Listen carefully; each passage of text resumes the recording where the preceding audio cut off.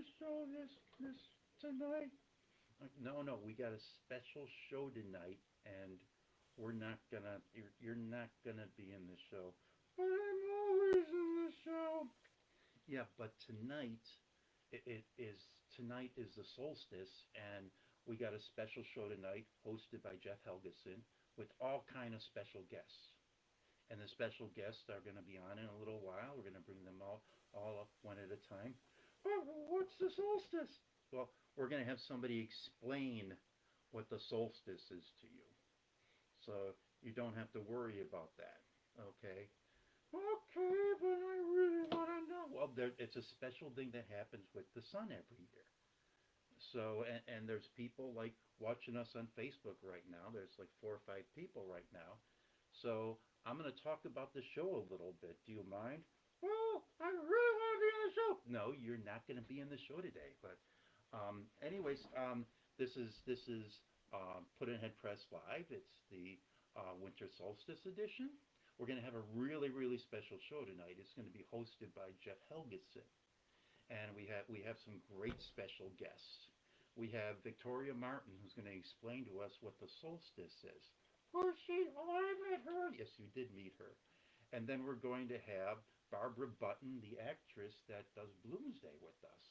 And she's a really good actress, and she's probably the best actor out there. But don't tell anybody, because everybody else will be upset.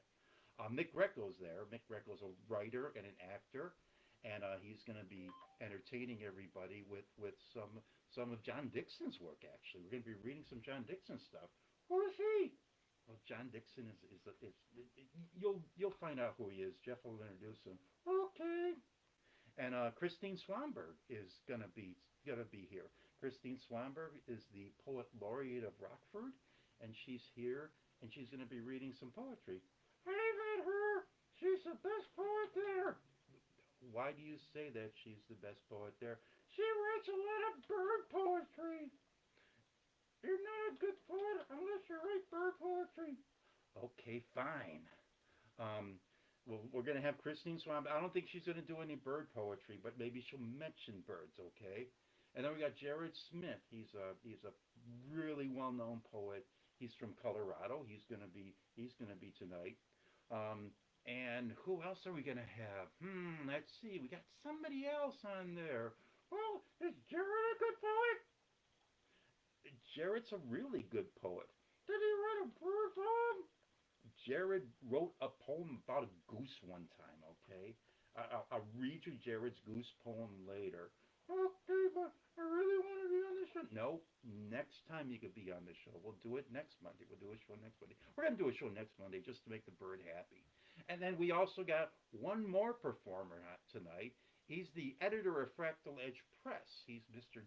Jared Smith. I mean, he's Mr. Wade Allen Jones. He's going to be on tonight. He's currently living in Michigan, and I'm going to be here running the tech kind of. So you could run some tech stuff. Will that make you happy? Nothing ever makes me happy. Okay. We're going to be reading classic poetry about winter and the winter solstice from far-reaching times in history, and we're going to have some poetry by the earliest Chicago poet we could find, and we're going to have all kind of really cool, interesting stuff. So I'm going to turn the show over to me. No, you don't get the show turned over to you. I too can't have a show. No, you're not going to have a show today. We're going to have Jeff Helgeson on, and I'm going to bring him on in a second. And ladies and gentlemen, I'm going to move the bird out of the way because the bird's in the way. And I'm going to go over to our feed here and go like that. And ladies and gentlemen, here is Mr. Jeff Helgeson. Jeffrey, are you there? Well, I am here. Okay. Do you hear me? I could hear you. You're on the screen. I guess you. Everybody in Facebook land could see you. All right. In that case, well, let's get started. So, good evening and welcome to the 2020 virtual Puddin'head Press Winter Solstice Literary Salon. Now, usually, I have to admit this is done in a saloon, but 2020 has been a pretty unusual year, to say the least. The annual Puddin'head Press Bloomsday reading from James Joyce's Ulysses was virtual this past June 16th, so I suppose this is just a temporary continuation, we can hope, of a newly established tradition. Now, having come to that deep hollow in the year where the winter mists do dwell, let's get things started in our usual way with Chicago-based actress Barbara Button reading a poem by William Anderson titled The Green Man.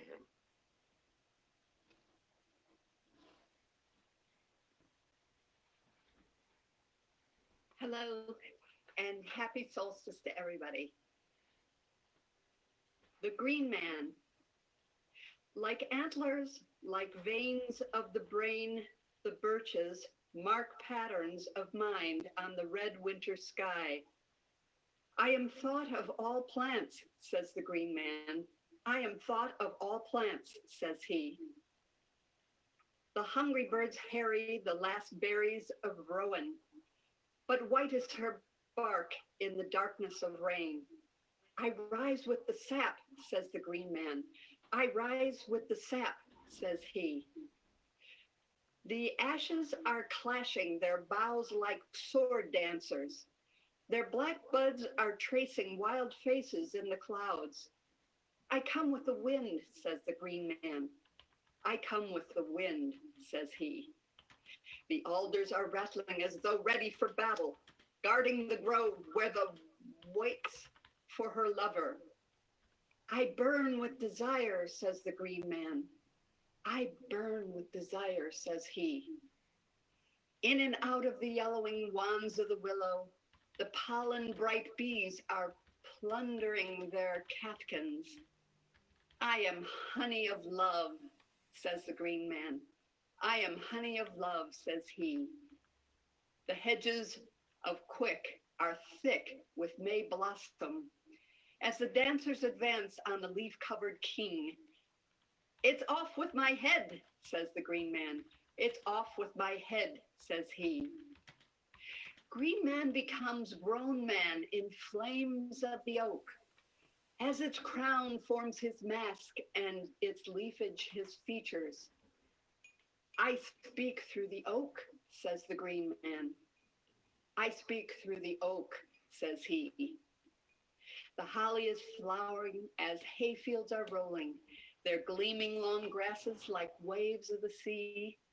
I shine with the sun, says the Green Man.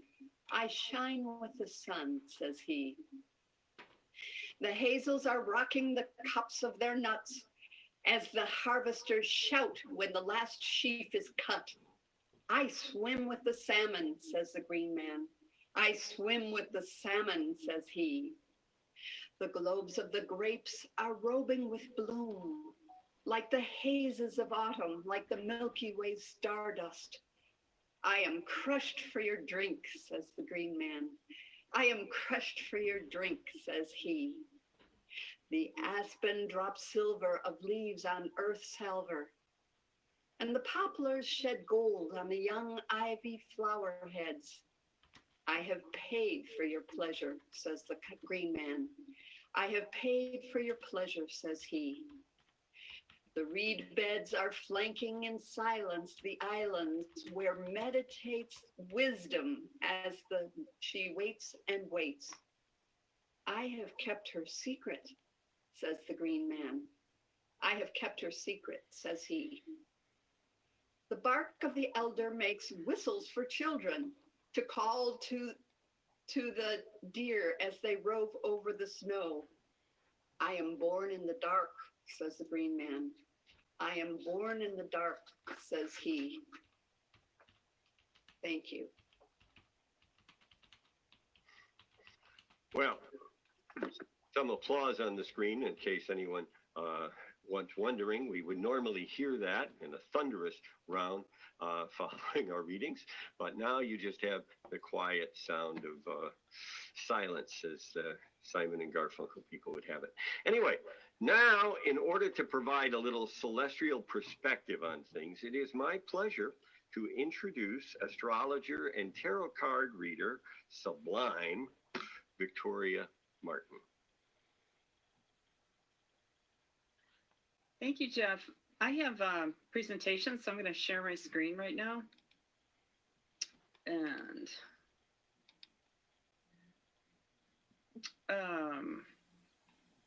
let's see. Okay, so I'm not going to talk so much about the solstice, but I'm going to talk about the Jupiter-Saturn conjunction, which has gotten more press than any other astronomical event I've ever seen, except the moon landing. So has everyone heard that this is a momentous thing because it's an alignment and it's a conjunction? Happens once every 20 years. 20 years ago, remember millennial fever, everybody thought the whole world was going to collapse and it didn't. So we're in a similar situation right now, I think. Anyway, so Saturn represents discipline, Jupiter's luck. So the two of them together means discipline and luck are working together. So it's actually a great time to start a new enterprise. So the conjunction is today, but it's really going on for 2 more months. So you've got plenty of time to decide what this enterprise should be. Okay, now here's information you're only going to get from me or from an astronomer or someone who's got a cell phone that can point to the heavens. You can see exactly where this conjunction is. It's near the eye of Capricorn, the sea goat, the head of Aquila, the eagle, and the body of Indus, the indigenous one. That's a little tiny constellation there at the bottom. If you can see my screen there, Indus. Those are the 3 constellations. So let's talk about the one at the ecliptic first, which is Oculus in Capricorn. This is the eye of the god of magic.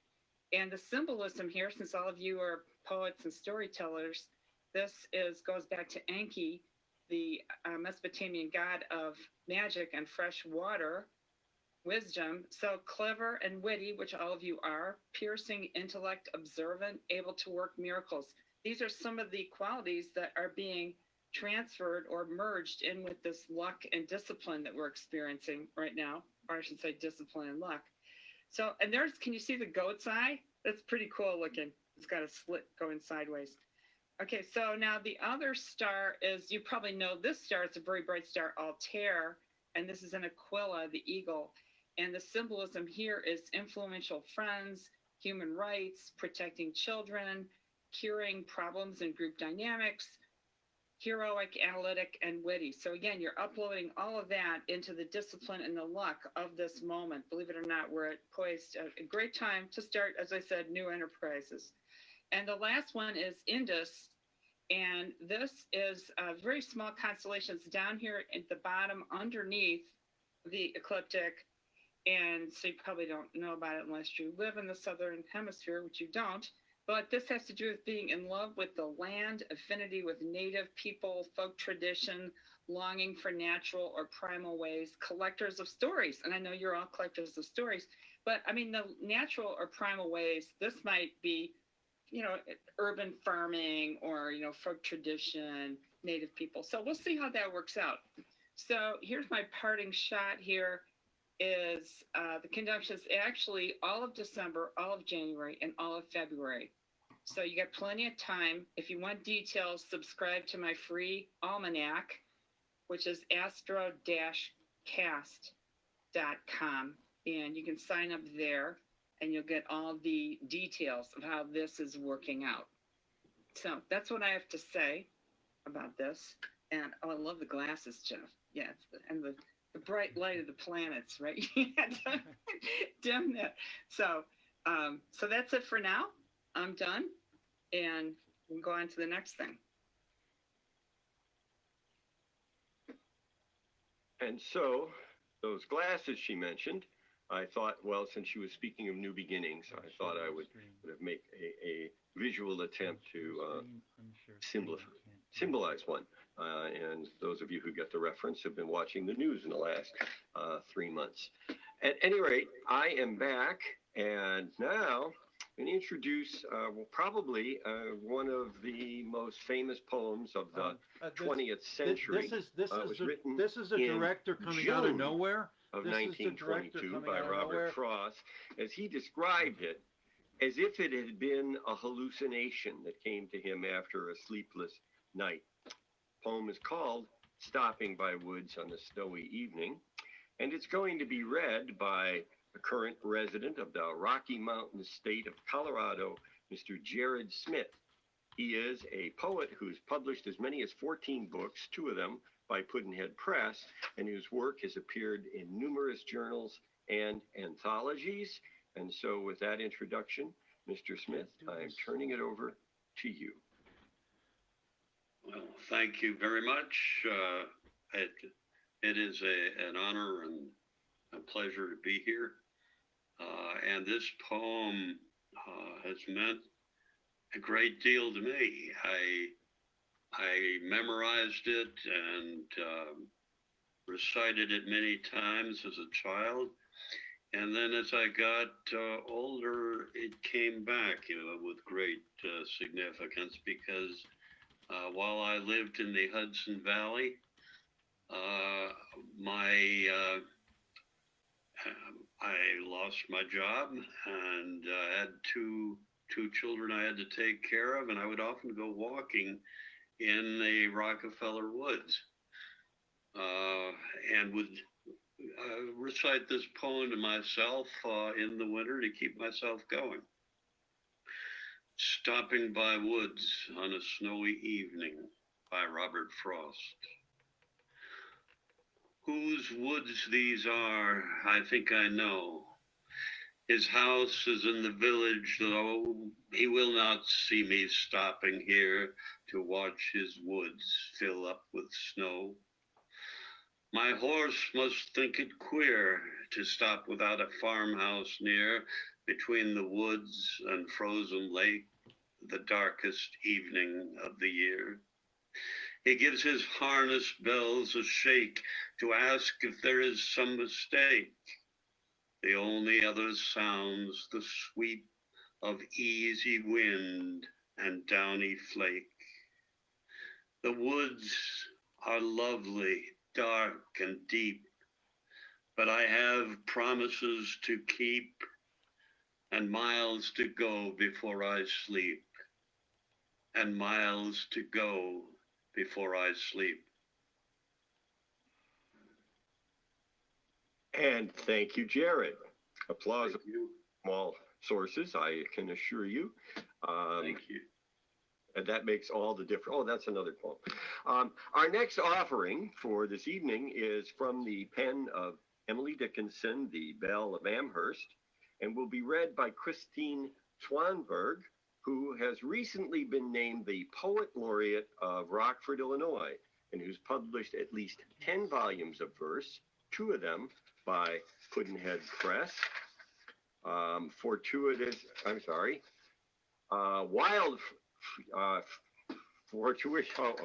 My note was upside down. Wild Fruition and the Alleluia Tree, as well as having had poems included in a great many journals and magazines. And so it is my great pleasure to introduce Christine Swanberg. Hi, it's really delightful to be here, and I just can't help myself. Hello, Davidsburg.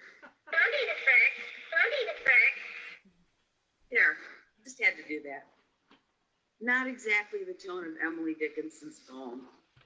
When David sent this to me yesterday, I realized that I had actually never read it before, which, when you think about an English teacher teaching for 40 years, that you'd know every Emily Dickinson poem that ever was. But I didn't. And what really strikes me about this poem is how difficult it is, and how original the language is, and how interesting the phrases are. This is a poem I think you need to come back to many, many times. And here it is, Winter.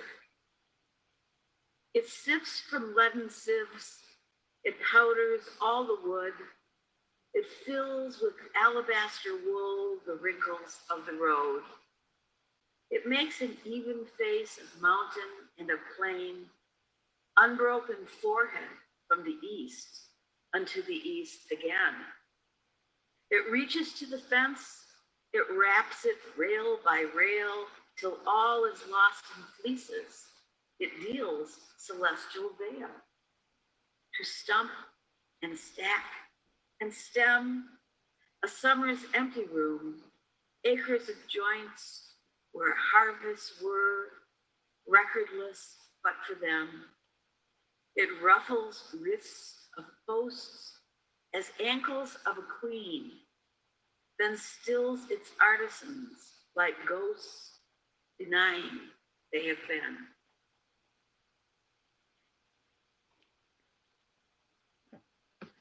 Thank you very much.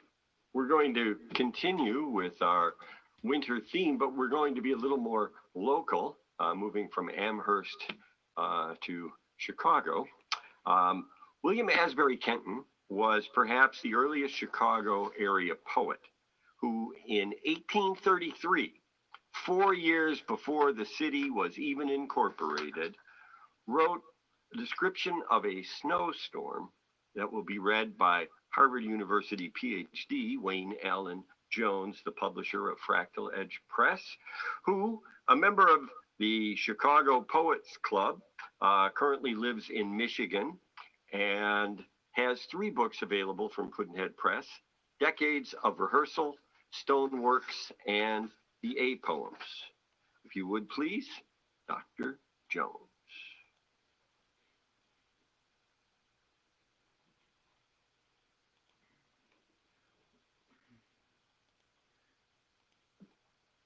You, Dr. Jones. Yes. I was having a little trouble unmuting, which is not characteristic for me at all. It's apparently clear that William Asbury Kenyon was the first Chicago poet published. And the 1833 date is actually the date of the storm that he's talking about. But the book itself was published, the poem itself was published in a 2-volume work called Poetry of Observation and Other Poems, and was published in 1851 and later reprinted in 1853. And his books are now available, in digital form and other sorts of things around the world. I mean, New Delhi, India has them, are in New Zealand and Australia and other such places. So I couldn't resist, so I bought a first edition yesterday, and it's on the way and it'll be here next week. But fortunately, I have the text here now, so I'll get that started. The Snowstorm by William Asbury Kenyon. The leafless trees are motionless. The winds no chorus blow. The morn's keen air with vividness to frost full seems for snow. Yet snowflakes now and then are seen like feathers slow descend. Although their mild, unearnest mien no snowstorm would portend. To watch these heralds from the north, now falling more and more, we boys with boldness venture forth a moment from the door, and ere they vanish neath our gaze, the diverse crystals shine with purer brightness than the blaze of gems from Indian mine. Now finer, faster, and less few, they quickly fill the air, and we can see the window through, but snow, snow everywhere. Beside white beast with clogging wheels, the wagoner wades slow, still urging on as, with glad peals past him, the sleigh bells go. This morning, noon, and after pass, Content at home to stay, we younger ones, a little class, recite the while away, or among old timber in the loft, bring wondrous things to light, till, tired of play, perchance, as oft I steal away to write. But hark, the wising winds I hear come to dispel the storm, and their wild sportings much I fear will wreaths fantastic form. The snow is o'er, the winds are spent, forth looks the setting sun, placid 'neath clouds, and I, content, to clearing paths must run. Thank you. Thank you, Wayne, and thank you. You put a Harvard PhD on, and then I got a little lesson in terms of scholarship, as not only when the snowstorm occurred, but when the poem first appeared, in what volume, of what edition, and when it was reprinted and now circulated throughout the world. So for your erudition, I thank you very much, and I will be more careful in the future with my scholarly endeavors. The next piece, Christmas at St. Luke's Hospital, was written by Eunice Tittingings, a longtime editor of Poetry Magazine, founded here in Chicago. And it will be read by a lawyer by day and actor for life, Mic Greco, the about-to-be-married annual Leopold Bloom since 2004 within the Puddin'head Press-sponsored Bloomsday in Chicago. And so with that introduction, please welcome Mr. Michael J. Greco. Thank you. All of that is true, actually. I have no erudition, but I'm looking forward to reading this poem. And I do have a counterpart for David's bird visitor. It's really a plague doctor, so I think it's representative of the plague doctor. I actually got this mask in Spain, but I'm not sure what sound it would make, but I'm sure it's an analog of the bubonic plague doctors of the 14th century. So there's that.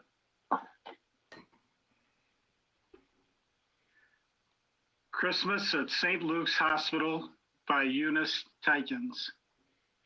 Here in this house of mystery and death, this challenge flung at God, who has set pain and heartache and slow torture in his world, dawns Christmas Day.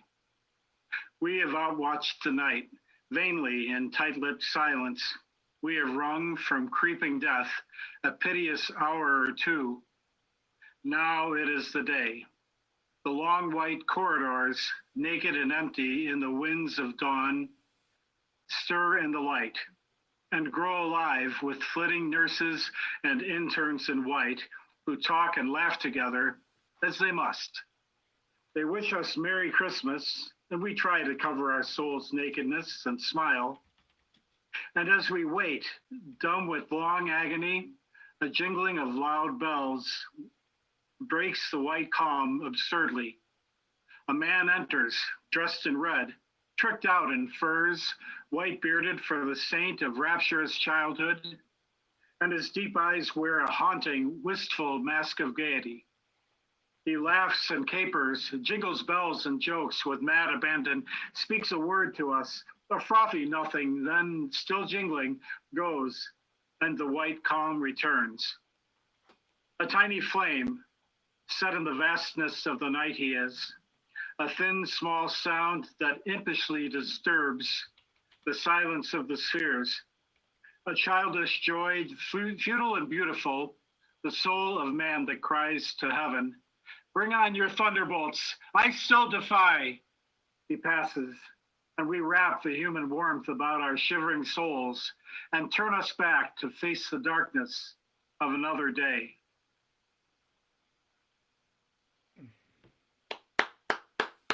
Thank you, Mr. Greco. And thanks also for bringing the plague mask on. The plague doctor, yes, that's right. is appropriate, and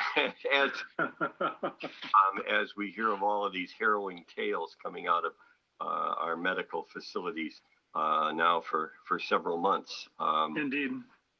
As well as on Christmas Day. This is not only a recollection of the past, I sadly feel it's probably a precursor to news that you'll hear on the 26th of this month. But that notwithstanding, we are at approximately the midpoint in our evening here in the shortest day of the year.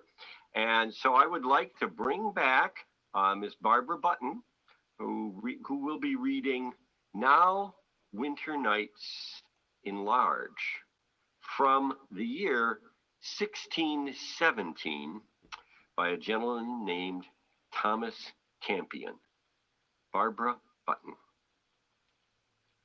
Thank you, Jeff. And I understand we've read this poem on other solstice occasions. And previously, my sister Terry, I believe, recited this poem. And I think Terry's tuned in tonight. So I wanted to say hello personally and happy solstice to Terry. She's our best enthusiastic fan base here. And I hope I can do it as much justice as she did at that time. Okay, now Winter's Nights Enlarge by Thomas Campion. Now winter nights enlarge the number of their hours, and clouds their storms discharge upon the airy towers. Let now the chimneys blaze, and cups o'erflow with wine. Let well-tuned words amaze with harmony divine. Now yellow waxen lights shall wait on honey love, while youthful revels mask and courtly sights sleep's leaden spells remove. This time doth well dispense with lovers' long discourse.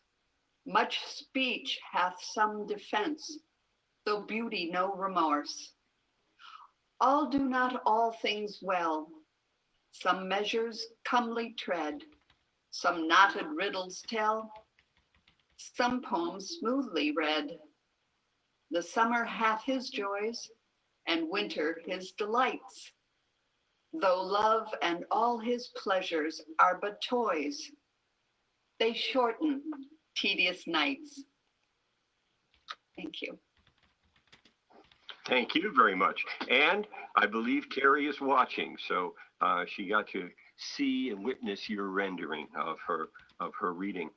Our next piece by the founder of Poetry Magazine here in Chicago, which first published the work of Robert Frost, is a piece by Harriet Monroe, and the poem is titled Winter, and it will be read by Christine Swanberg.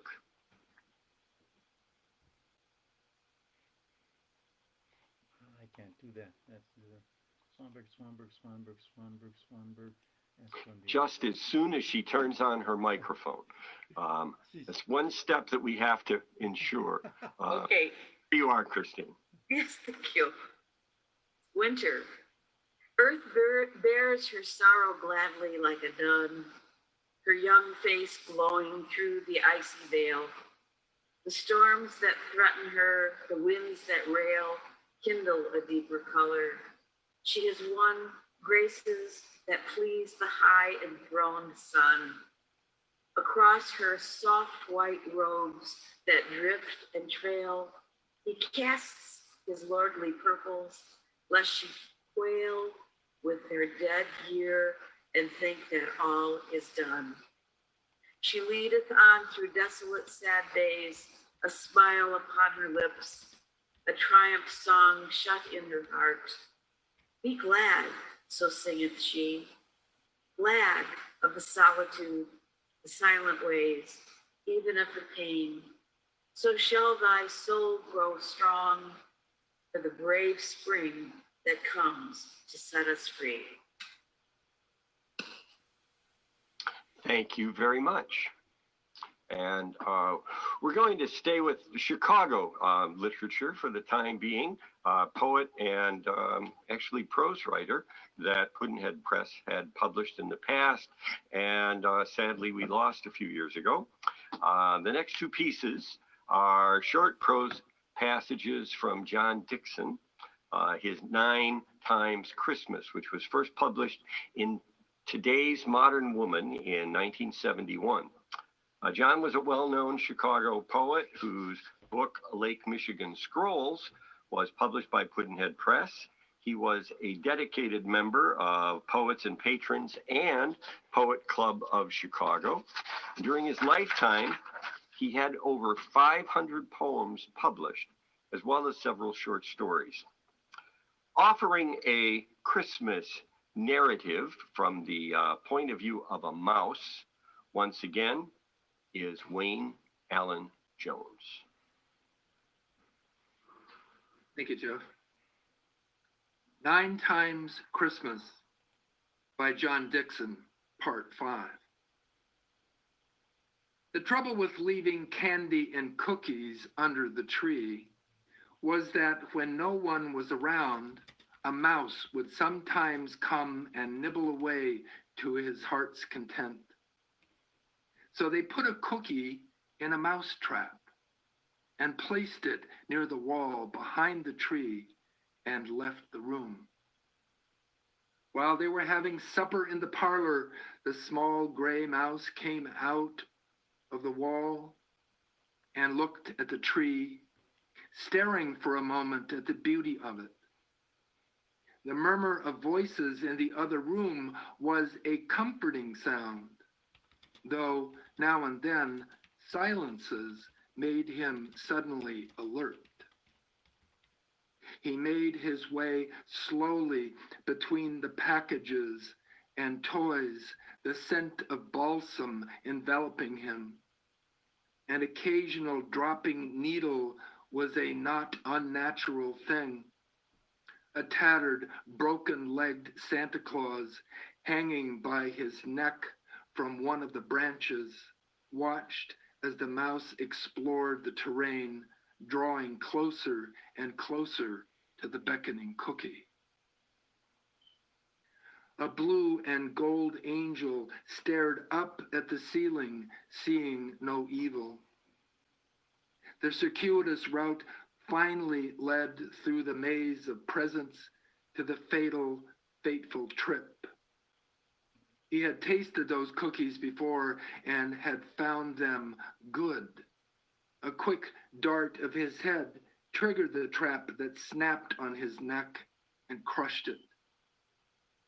In the parlor, a voice said, "I think we caught a mouse. Let's go see." While under the free tree, the clouding eyes saw only the many-colored lights up above. Lights that were not lights, but stars. Stars that were not stars, but a quickly fading sparkle of gray mouse death. Thank you. So there's a Christmas story for you. Warm the cockles of your heart and wring your emotions a little, I suppose. A second piece from John Dickson is going to be read by our presumptive groom in waiting, Michael Greco. 9 Times Christmas, Part 4.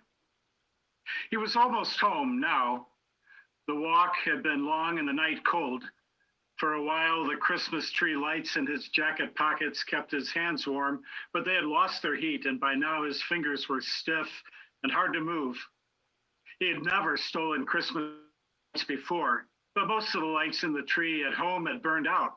And besides, the people in the Groveport section had all the lights they needed, all the money they needed for that matter. He climbed the 3 flights of stairs and walked along the dark corridor to their rear apartment. When he reached the door, he opened it carefully so that Mother would not hear. He closed the door quietly and walked over to the tree. One by one, he took the bulbs from his pocket and screwed them into the empty sockets here and there on the outspread branches. It was quite a beautiful tree, one he had brought home late Christmas Eve after the farmer who sold the trees on Parker Street had driven back home in his truck. His mother had been watching him from the kitchen doorway. "What are you doing, Jimmy?" "Oh, hi, Mom. Just bought some lights for the tree is all." "That's nice, Jimmy. Where did you buy them on Christmas Day?" He went on with his work. "Well, there's this garage over on Sterling Avenue that sells them. I was lucky they were open." Little by little, the tree began to take on color and look more like Christmas. "But where did you get the money, Jimmy? You said you were broke this morning, remember? Did you maybe get a job delivering packages or something, Jimmy?" "No, I ran into Steve Burnett and he'd paid me $1 I loaned him once." The lies were coming easily. "That's funny, Jimmy. Mrs. Burnett said the whole family was going to Covington for Christmas." "Burnett? Did I say Steve? I meant Chris Holmes. I always get those guys mixed up." He could feel his mother look at him for a moment and then at the lights on the tree. "You should get your money back, Jimmy. Some of these lights have the paint chipped off." "Sure they do, Mom. You don't think I could buy these new for $1, do you? The guy at the garage was taking the tree down, and he said he'd sell me the bulbs. I was lucky." Her voice was firm and matter of fact. Some person he must be, tired of his tree already on Christmas Day. He screwed the last bulb into its socket. His mother went back to the kitchen. He sat in a chair to look at the tree and the colored reflections it threw on the walls. His mother knew he had stolen the lights. He had never lied to her before. He sat with his teeth clenched, glaring at the tree and hating every light on it. Finally, he walked over and turned its lights off. He sat alone in the darkened room, looking at the tree and close to crying because there was no Christmas in him. Yes. Well, that first time that you lie to Mom, it's always a tough moment in somebody's life, and especially at the holidays. At any rate, I'm about to introduce what is personally for me my very favorite Christmas season story.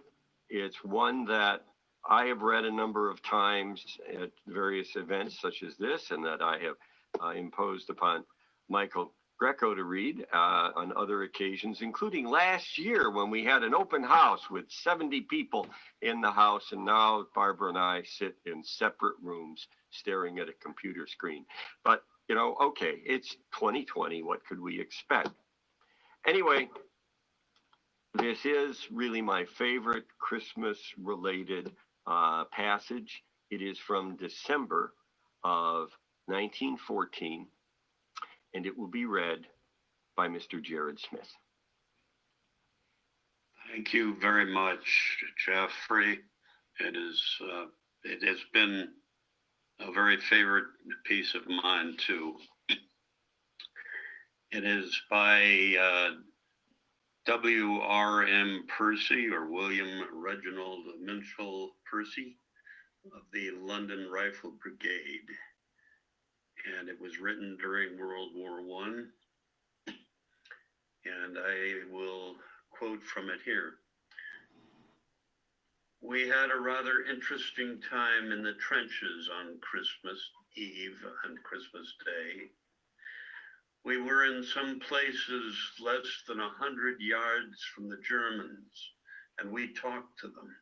It was agreed in our part of the firing line that there should be no firing and no thought of war on these days. So they sang and played to us several of their own tunes and some of ours, such as Home Sweet Home and Tipperary, while we did the same for them.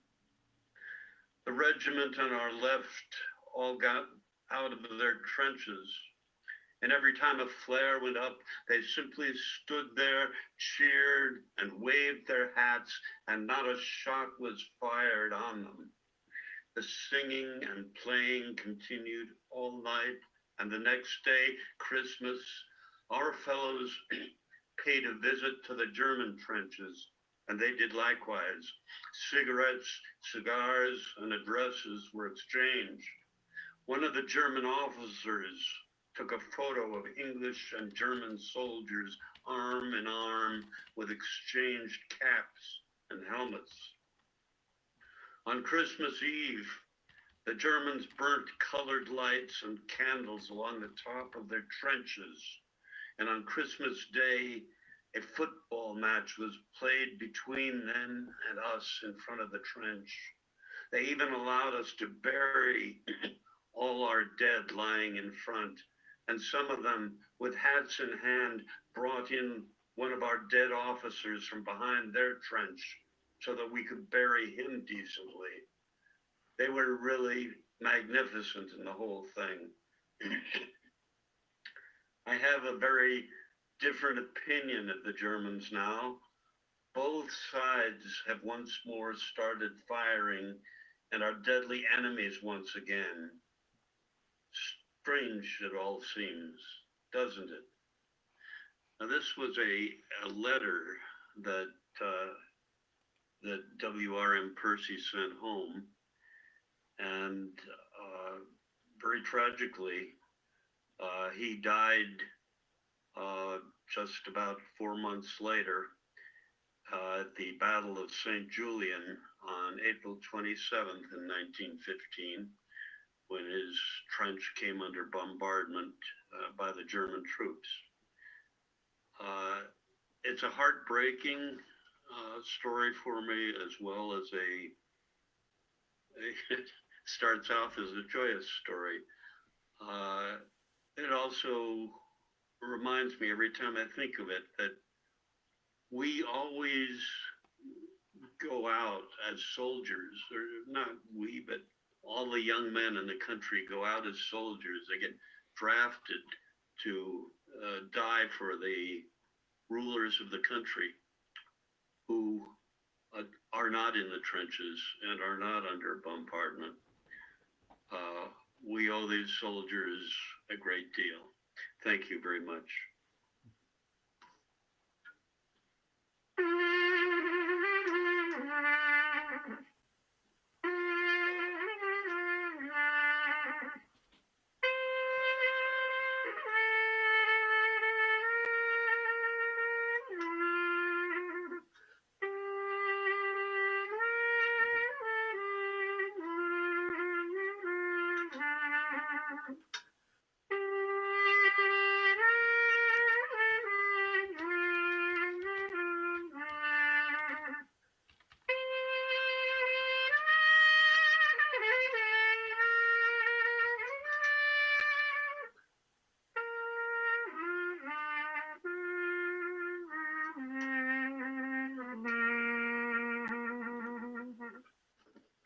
And I'm sure that's a song that was sung that night. And Sure it was. yes, indeed. I'm going to be turning things back over to David, and perhaps there'll be an impromptu session which also will follow. But in closing, in keeping with the readings that we have done so far this evening, I wanted to offer up a little bit of a Celtic blessing. And I'd like to provide for you, in my way, a wish that through the next coming year, you may benefit fully from the grace of form, the grace of voice, the grace of goodness, and the grace of goodly speech. I thank you, and now we bring back Mr. David Gedgick, the president, founder, and publisher of Puddin'head Press, who has sponsored these events since 1990. I don't even know, but I've certainly been involved with him since 99. We have done 16 years of James Joyce's Bloomsday in celebration of Ulysses on the 16th of June. We have done the Winter Solstice. He has enriched my experience of Chicago literature any number of times in any number of venues. And so I give you back, Mr. David Getchik. I want to thank everybody. I want to thank everybody for being on the show, actually. Jeff, you were a wonderful host. Mick, this is the first time I've had you online or a Puddin'head show. I mean, a Puddin'head live show. And I'm glad we got the sound all figured out. And happy wedding in the future. And I'm glad that you're here. Christine Swanberg, you're the poet laureate of Rockford. All right. And Christine, do you have anything to say to anybody? Have any events coming up as the poet laureate? Oh, first I'd like to say that I thought that was delightful. I can't hear you right now. Okay, I'm not muted. Okay. There you go. There you Better. go. Wonderful. Am I okay now? You're perfect. Now, Okay, well, I wanted to say that it was delightful being with all of you tonight. There was something kind of sparkling and magical about the whole event, and I really, really enjoyed it. And as far as the poet laureacy thing, it was really rigorous. It was a really hard application process, and as David knows, I was completely stunned and surprised that I won. So it's kind of a fun thing. And you'd be surprised what a difference it makes when you suddenly have this happen to you. Things start dropping out of the sky like this, for example. So thank you. Thank you for being on the show. Barbara, your friend Terry's still on the line on Facebook. hey, Terry. Amazing. Yeah. She talked about how that was her favorite poem that you read. So I want to thank Terry for watching and Barbara for being in the show. This was fun. Thank you, Dave. I've enjoyed it. I'm going to talk to the bird a little bit when I get you guys off the line, and we're going to do Christmassy or holiday stuff. Jared Smith, as always, your voice is wonderful to hear, and I'm so glad that you could join us tonight. Do you got snow? Thank you. Do you have snow? Thank you for having me, Dave and Jeffrey. It's wonderful to see you again, and Susan, everybody. I have very rich Chicago roots as well. Of course, I lived there many times and have many friends. I was part of. I was president of Poets and Patrons, and I was part of the Chicago Poets Club, and so many wonderful friends that I'd like to be back and haunt some of the pubs with you again, and it's been great. Thank you. We'll go to that haunted pub that we both like out where you used to live. Yes. See the ghost. Wayne Allen Jones, the man from Michigan. Do you have snow out there yet? There were about 37 flakes on my dog's back one time. Pretty much it as far as I could see. Okay, well, it's good to hear from you, and I hope to hear again more from you soon. It's an honor to be. And Victoria Martin, thank you for your contribution, and thank you for telling us about the conjunction. It's taught me a lot about the stars and what we could do with our lives. So thank you so much for being I actually just heard about it today, so I'm glad that I was prepared to hear your piece on it. Well, it talks about new beginnings, and you're beginning a new marriage. So we'll see how that works with that. Anyways, I'm gonna go. We'll see how it works. I'm gonna go flip the bird out and close out the show. We've then thank everybody on Facebook for watching us. I'm gonna quickly interject. Can you please mention how people can obtain product from Puddin'head Press? Well, gee, they could go to puddin'headpress.net and they could buy books by Christine Swanberg and Jared Smith and Jeffrey Helgeson and Wayne Ellen Jones. They can't buy books right now from Mick or Victoria because I haven't or Barbara because I haven't published them yet. But anyways, Yeah. look for Puddin'head Press, and I put the website onto the Facebook feed, and I also I put Vic Victoria Martin's website onto the Facebook feed, and Jeff Helgeson has been doing a series of videos from the heirloom books, and you can see some of those on the Puddin'head YouTube channel. So we're still here. Chicago Poetry's still here. And anyways, I need to talk to the bird, and thanks for being on the show, everybody.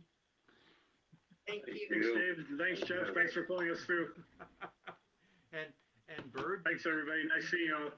Bird, did you like that? Hold on. It was okay. There wasn't Bye, enough Jared. birds in it. Bye. Bye-bye. What do you mean there wasn't enough birds in it? It's Halloween. Oh, Halloween is all about birds. Don't you know that? I mean, Halloween. Christmas is all about birds. What do you... Two calling birds, three French hens, two cowbells, and a partridge in a pear tree. It's all about that. Well, Bird, I let you on the show here at the end, so I wanna tell everybody Bye-bye. that me and the Bird should be back next week with another Puddin'head Press live show. So thanks for tuning in, and we'll have this available for a while, won't we? Yeah, we will. Okay. But I want more bird poetry. We'll work on getting more bird poetry with the next show. I'll try to invite somebody to do bird. It should all be bird poetry. You're not a good poet unless you write poetry about birds. Don't you know that? But yeah, I guess that has something to do with it. Okay. Well, everybody can do it. Okay. Well, I wanna. My glass is empty. Is your glass empty? You never let me drink wine. Well, this is to you, Bird. Bird, I want to talk a minute about that trench thing. Did you listen to that? Well, kinda. Okay. We gotta remember that we're all kind of living in trenches right now, and what we need to do is not become entrenched in our minds. And we need to get out of our trenches and bring some cheer and joy to those outside of our trenches. See, if we're going to stay in our trenches forever, we might as well not be in the world, right? Well, I don't know. Okay, Bird. Anyways, I want to light a candle for the holidays. For everybody out in Facebook land. As soon as I find a place to put the candle. Bird, you should have been more prepared here. I want to light a candle and thank everybody during this holiday season for being our guest tonight and listening to our show. And thanks a lot for listening. Oh, don't I get a candle? Okay, Bird, hold on. We got something over here. Okay, but this is for you.